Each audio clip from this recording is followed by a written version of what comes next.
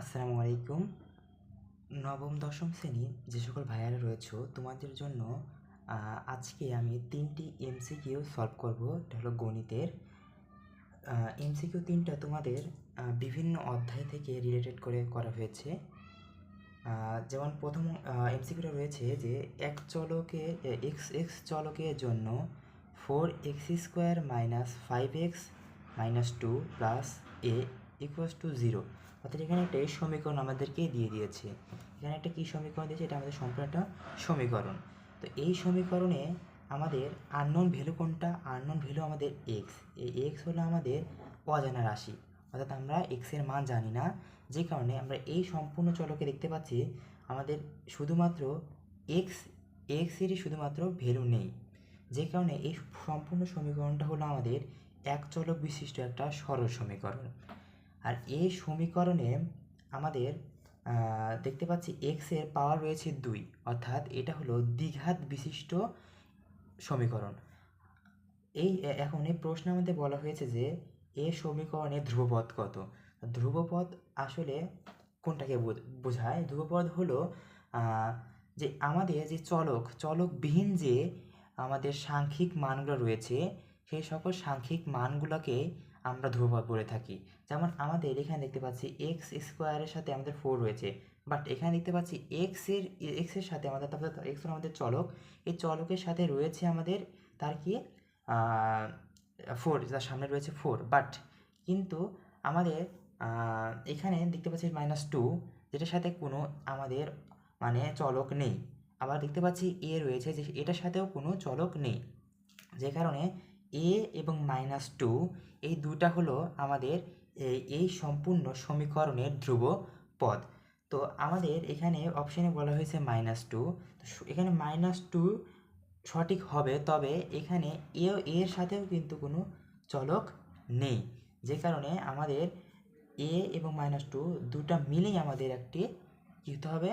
ধ্রুবপদ হতে হবে। যে কারণে আমাদের এখানকার অ্যান্সারটি হবে হলো a - 2। 2 নাম্বার এমসিকিউটাতে বলা হয়েছে m - n = m+2 হলে n এর মান নিচের কোনটি? এখানে n এর মান বের করতে বলা হয়েছে, অর্থাৎ এখানে যে nটা রয়েছে, এই n এর মানটা বের করতে বলা হয়েছে। তো এখানে আমাদের কি বলা হয়েছে, আমরা যদি এখানে একটু রাফে যদি এটা করি, দেখো m - n = m+n দেওয়া আছে, ঠিক আছে?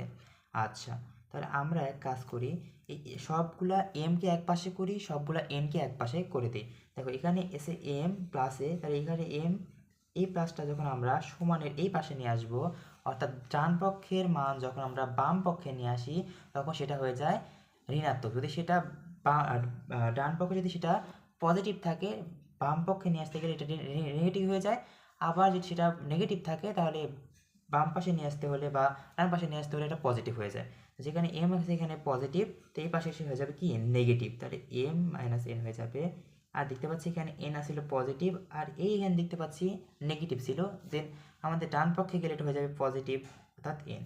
তাহলে আমাদের কি দাঁড়াচ্ছে দেখো, কোনো কিছু থেকে আমরা এম থেকে যদি আমরা এম বাদ দিয়ে দিই, বা কোনো কিছু সংখ্যা থেকে কোনো সংখ্যা যখন বাদ দিয়ে দেওয়া হয়, মানে একই সংখ্যা থেকে একই সংখ্যা যদি বাদ দিয়ে দেয়, তখন সেটা হয়ে যায় 0। কারণ এম থেকে এম বাদ দিলে হয়ে যাবে কত? 0। আর n হয়ে যাবে হলো 2n, n আর n হয়ে যাবে কত? 2n। তাহলে আমরা এটাকে যদি 2n = 0 লিখতে পারি না? হ্যাঁ। আচ্ছা দেখো, এবার আমরা এই এনটাকে রেখে দেখো এন এর সাথে 2টা কি আকারে আছে? গুণ আকারে আছে।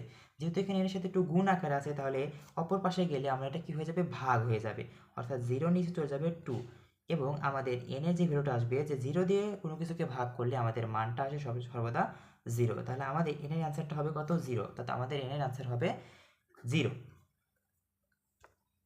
এটা বুঝতে পেরেছো আশা করি। এখন দেখো 3 নাম্বার আমাদের এমসিকিউতে কি বলা হয়েছে। 3 নাম্বার এমসিকিউতে বলা হয়েছে দেখো, দুইটি সংখ্যার সমষ্টি 50 মানে 50, বড় সংখ্যাটি x হলে ছোট সংখ্যাটি কত? এর চাইছে।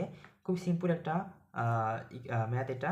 তো দেখি আমরা এখানে বলা হয়েছে যে বড় সংখ্যাটির সমষ্টি 50, এবং সব দুটি সংখ্যার সমষ্টি হলো 50, আর বড় সংখ্যাটি হলো আমাদের x দিয়ে দিয়েছে। তো আমরা খেয়াল করি যে আমরা যদি মনে করো যে আমি একটু অন্যভাবে তোমাদের একটু বোঝার চেষ্টা করি যে আমাদের কাছে মনে করো যে তোমরা যখন মনে করো তোমরা দুই বন্ধুর কাছে তোমার দুই বন্ধুর কাছে মনে করো যে কয় টাকা আছে, 20 টাকা আছে, 20 টাকা আছে, ঠিক আছে।